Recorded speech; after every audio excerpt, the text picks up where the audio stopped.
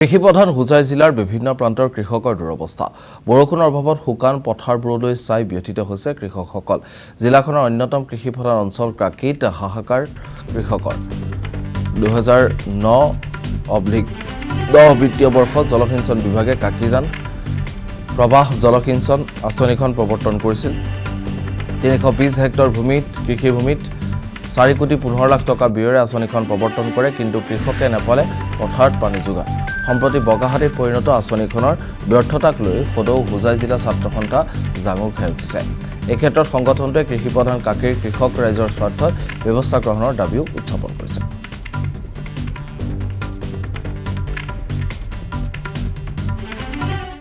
জনসাধাৰণৰ চালিকা শক্তি কৃষি আৰু এই কৃষি প্ৰধান অঞ্চলৰ হোজাই জিলাখনেই কৃষি প্ৰধান অঞ্চল আৰু কৃষি বৃহত্তৰ এই কাকি অঞ্চলত যি পানী যোগান ব্যৱস্থা, এই পানী যোগান ব্যৱস্থাৰ কাৰণে কাশীবাসী ৰাইজে যথেষ্ট অসুবিধাৰ সন্মুখীন হৈছে।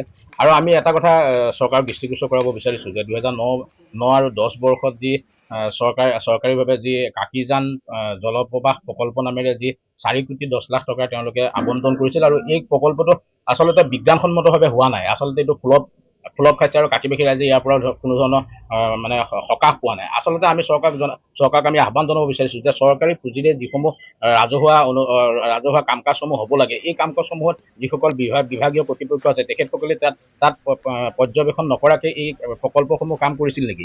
আজি 4 কোটি 10 লাখ টকাৰে যি প্ৰকল্প নিৰ্মাণ কৰিছিল, এই প্ৰকল্পৰ ফলত কাশীবাসী ৰাইজে কোনো সকাহ পোৱা নাই। আমি চৰকাৰক দাবী জনাইছোঁ যে এই বৃহত্তৰ কাকি অঞ্চলেৰে হোজাই জিলাবাসী ৰাইজে যিহেতু কৃষিৰ ওপৰতে নিৰ্ভৰশীল, গতিকে হোজাই জিলাবাসী ৰাইজ আৰু বৃহত্তৰ কাকি অঞ্চলৰ ৰাইজে যেনেধৰণে পানী যোগানৰ ব্যৱস্থা পাব লাগে, যাতে কৃষকসকলে আগবাঢ়ি যোৱাৰ ক্ষেত্ৰত যাতে তেখেতসকলৰ সুবিধা হয়, তাৰ বাবে অসম চৰকাৰক আমি দাবী জনাইছোঁ যাতে তেখেতসকলৰ ব্যৱস্থা অতি শীঘ্ৰে কৰি দিবৰ কাৰণে দাবী জনাইছোঁ। অন্যথা আমি হোজাই জিলাৰ কৃষকসকলক লগত লৈ আমি আন্দোলন কাৰ্যসূচী ৰূপায়ণ কৰিম। আপোনালোকে দেখিছেই যে বৰষুণ যিহেতু হোৱা